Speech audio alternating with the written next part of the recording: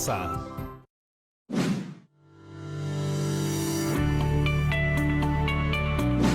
Hola chicas y chicos de la promo 2021. Nosotros estamos aquí nuevamente para un programa más de Aprendo en casa para quinto de secundaria. Una iniciativa del Ministerio de Educación para seguir aprendiendo desde casa de manera entretenida y segura. ¿Están listos para el programa de hoy, chicas y chicos? Pues bien, el día de hoy les cuento que resolveremos la siguiente pregunta. ¿Qué debo conocer para comprender cómo se forman los principios activos? Comenzando, por supuesto, con qué son los principios activos. Y bueno, nada más sencillo. Los principios activos actúan y los encontramos en todas partes y en todas las cosas. Por ejemplo, miren esta planta que me regalaron. Parece una planta de ají. Y hablando de ají, ¿cuál es el principio activo del ají? Pues obvio, eso que hace que pique el ají. Y si no pica, no es ají, sino pimiento, ¿no? Y lo demás que tiene el ají puede ser muy rico. Bueno, para mí, pero no es el principio activo del ají. Me imagino que eso es picantemente claro. Creo que sí, pero hoy, aprovechando todo lo que hemos investigado sobre los principios activos, vamos a ver principalmente el mundo de las plantas. Y tú, planta de no sé qué, nos acompañarás también. Hoy conoceremos cómo hacen las plantas para formar sustancias nuevas, como los principios activos, a partir de las sustancias que incorporan a ellas.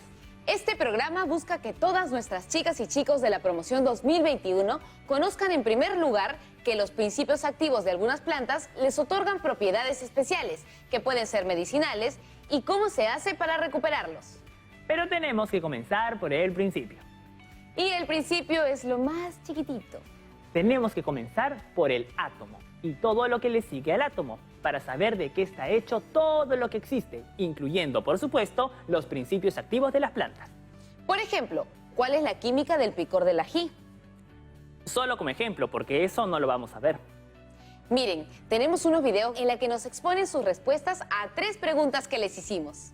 Atentas y atentos a las respuestas de sus pares. Buenas, gusto de verlos. Cuéntanos, ¿qué es y de qué está compuesta la materia? La materia es todo lo que existe. Yo soy materia, un geranio es materia, la arena, el aire, sea todo lo que tenga masa y volumen. La materia está compuesta por átomos diferentes. Buenos días a todas y todos. Es un gusto estar aquí. ¿Qué elementos químicos componen el principio activo del eucaliptol de la muña? Pues el eucaliptol está compuesto por carbono, hidrógeno y oxígeno. ¿Nada más? Nada más. ¿Por qué piensas que es importante saber cómo está formada la materia? Si quieres, danos un ejemplo. Es importante saber eso porque si conocemos la composición de una materia, podemos llegar a saber cómo utilizarla. Con las plantas medicinales, ahora sabemos que tienen principios activos que pueden aliviar algunos malestares. Si conocemos su composición, podemos aprovechar sus propiedades, por ejemplo, a favor de la salud. En un programa anterior hemos visto los principios activos de las plantas medicinales. Y también las maneras que hay para sacarlos de las plantas en formas de infusiones, macerados, filtraciones y otros sistemas. También vimos que hay procesos más complejos como la destilación, el fraccionamiento, el aislamiento y la purificación. Es que hay muchas formas de obtener los principios activos. También hemos visto un reportaje sobre la importancia de la medicina tradicional. Mira, Brigitte, lo que yo he visto durante mi parte de la investigación es que para los científicos resulta importante tener acceso a las tecnologías, y esto va de la mano con el desarrollo del país. De acuerdo, pero igual, cambiando de tema, quiero volver a los principios activos. ¿Qué son? Ya vimos eso.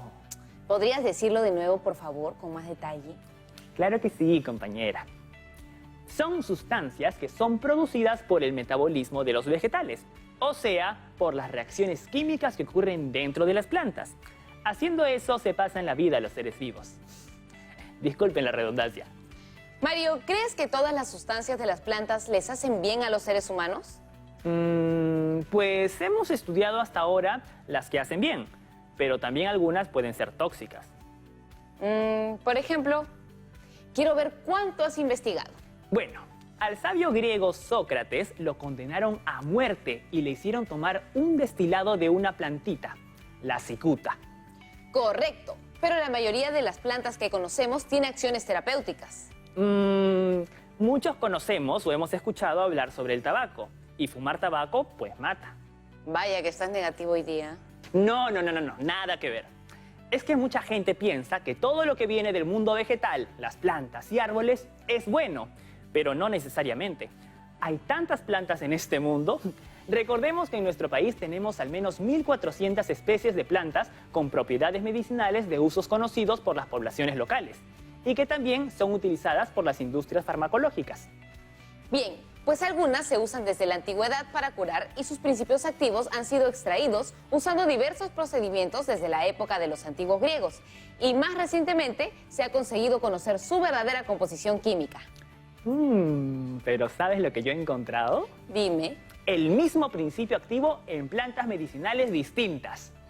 no sabía eso. Tienes que investigar más, pues, Brigitte. Mira, por ejemplo, el eucaliptol, que obviamente es el que hace que el eucalipto sea eucalipto, pues existe ese mismo eucaliptol en la muña. Mira tú. Y no se llama muñol por eso. Pero vaya, has descubierto el desorden en el universo. Los principios activos andan vagando por ahí pegándose a cualquier planta bonita. Pues ahí los tienes, eucaliptol en la muña. Y yo no tengo la culpa. Y el ácido salicílico, que es importantísimo, está presente en el sauce, el molle y también la manzanilla.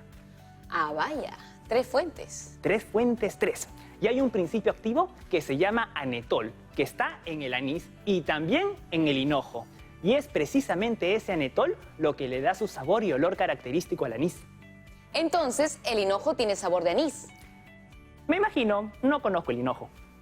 Yo tampoco, aunque me gusta el anís. Pero mira, el tema de verdad es cómo se hace para descubrir los principios activos de los vegetales. Eso es lo que más me interesa. Por supuesto. Estoy seguro de que todas las plantas de la selva peruana tienen algunas propiedades. ¿Algún principio activo? ¡Claro! Solo que posiblemente todavía no lo hemos descubierto. Y no es fácil, porque alguna característica, tiene que darle la pauta, una pista, un rastro de que esa planta sirve para algo de preferencia bueno. ¿Tú has visto el tema de la aspirina? Algo. Bueno, yo lo he investigado a fondo y te lo voy a contar. Y se lo voy a contar a todas y todos ustedes. Soy todo oídos. Y ustedes también. La historia de la aspirina comienza con los sumerios y los chinos. ¿Quiénes eran los sumerios? Ya no recuerdo. Pues te diré que los sumerios fueron una civilización que vivió en Mesopotamia desde el siglo XXVII hasta el siglo XX a.C., o sea, entre 2000 y 2700 años. Y ellos descubrieron la aspirina.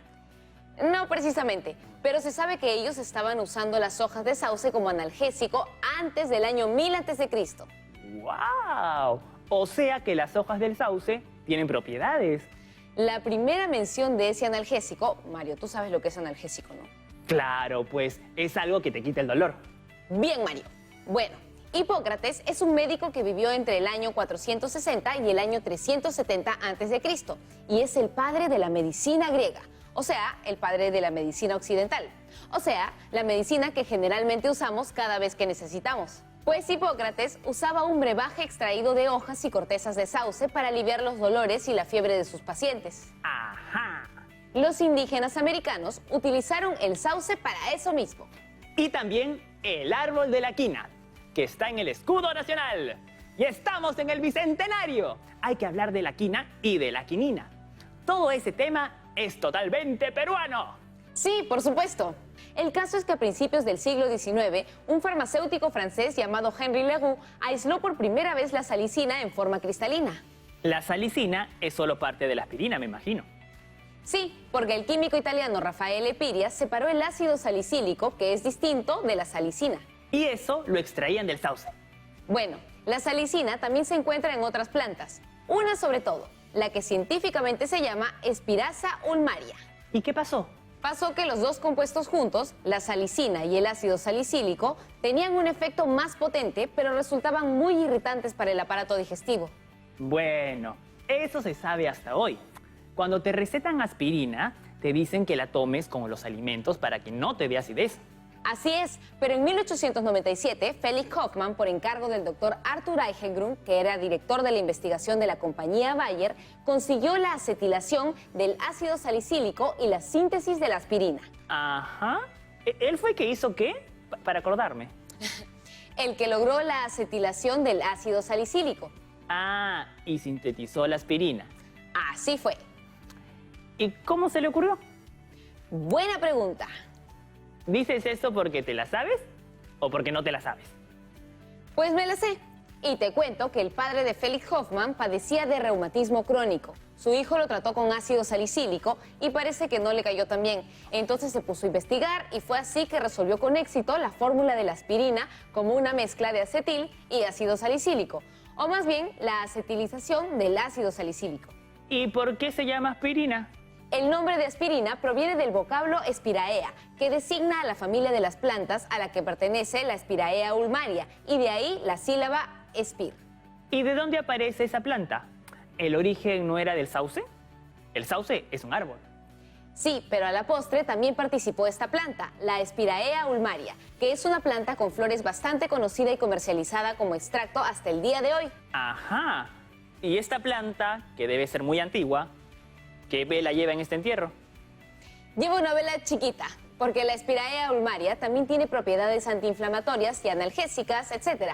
Y por eso acabó dándole el nombre comercial a la aspirina. ¿Cómo así? Por lo espira de Spirae, y si a eso le pones por delante la letra A para indicar el proceso de acetilación que sufre el ácido salicílico para convertirse en ácido acetilsalicílico, tienes aspir y de ahí a aspirina hay un solo paso. Creo que esos químicos son un poquito caprichosos, ¿ah? Pero solo con sus nombres. A sus plantas les ponen nombres derivados de sus propios componentes, de lugares y también de personas destacadas. Eso me gusta. Y está bien, podrías volverte químico también, pero dándote cuenta de que el nombre importa para que todo el mundo entienda lo mismo cuando dices, por ejemplo, papa. Y que entienda que es camote cuando dices camote. ¿Y eso qué es? La fórmula de la aspirina. Podría intentar explicártela, a ver si está bien lo que investigué. A ver, prueba. Muy bien, ahí va. Aquí, en estos hexágonos, puedes ver claramente cómo es internamente esta sustancia que se extrae de la planta. O sea, es el principio activo de esa planta. Hasta aquí, todo bien. Pues esta sustancia es el ácido acetilsalicílico, que aquí se muestra como esa fórmula estructural. ¿Ves todas esas rayitas y hexágonos con letras? ¿Los veo? Puedes ver que el ácido acetilsalicílico está formado por átomos de carbono, de hidrógeno y de oxígeno. Como casi todo. Efectivamente, pero el truco está en cuánto de cada cosa y cómo se distribuye. ¿Y eso cómo se averigua? Para verificar los componentes de los principios activos de las plantas se usa el análisis de espectrometría de masas y la resonancia magnética nuclear. A una tía mía le hicieron eso, resonancia magnética. Pues aquí sirve para definir cuál es el principio activo de la sustancia, pero ¿sabes qué? ¿Qué? Todo esto tiene que ver con los átomos. Tú llegaste a investigar acerca de los átomos. ¿No? ¿Y tú? Tampoco, o sea, muy poco. O sea, que es un gran apoyo y alivio que después de un descansito esté programada la llegada de nuestro profesor. Así es, y ahora viene un descansito. Amigas y amigos, nos vamos a una breve pausa mientras yo le doy una regadita a mi plantita y regresamos con el profesor. Sí, y no se olviden de lavarse las manos.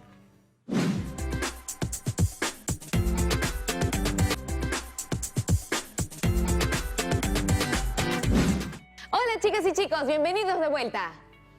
Ahora tenemos con nosotros al profesor para que nos ayude a profundizar mucho más sobre los átomos y los principios activos de las plantas.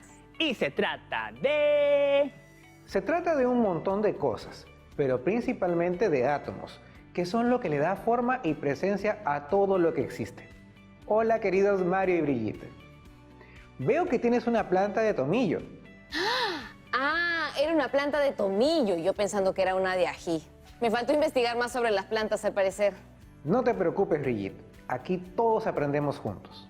Escuché que hablaban sobre los principios activos de una planta. Pues bien, estas son sustancias y las sustancias están hechas de átomos que tienen una composición definida y que pueden presentarse en estado sólido, líquido o gaseoso. Y aquí entramos a la pregunta clave. ¿Qué es un átomo? Bueno, para comenzar, el átomo es la unidad básica de la materia. Estamos hechos nosotros mismos, nuestras manos, nuestros intestinos, nuestros pelos, así como el aire, el cielo la luna, las estrellas, todo está hecho de átomos. O más bien, de elementos que están a su vez hechos de átomos. Ejemplos, profesor, ejemplos. Como ejemplos de átomos están los átomos de carbono, de oxígeno, el hidrógeno, el hierro y todos los demás elementos que podamos pensar. Me imagino que no están todos separados, sino que se juntan. Efectivamente, se juntan. Y cuando se juntan, forman moléculas. ¿Como la de la aspirina? Como la de la aspirina o ácido acetilsalicílico, su nombre científico. Pero también hay moléculas más simples, ¿no? Por supuesto, como las moléculas del oxígeno que respiramos, representado por O2, que cuando se junta con el hidrógeno, representado por H, produce el agua, cuya fórmula es H2O. O sea que dos átomos de hidrógeno se juntan con un átomo de oxígeno para producir una molécula de agua. O sea, H2O. Así es, pero vamos a desmenuzar eso que ya es menos que diminuto. Desmenucemos el átomo. ¿Esto es real o imaginario? Es totalmente real. El átomo tiene partes aún más pequeñas que un átomo. Miren, tenemos el núcleo, que es nada menos que 10.000 veces más pequeño que el átomo. O sea, bien pequeño. El núcleo está formado por partículas elementales como los protones y los neutrones, además de otras partículas. Un protón o un neutrón tienen una masa casi 2.000 veces más grande que la de un electrón. Entonces, la mayor parte de la masa del átomo es su núcleo. Así es, y además los protones y los neutrones están muy bien unidos por una fuerza llamada la fuerza nuclear fuerte.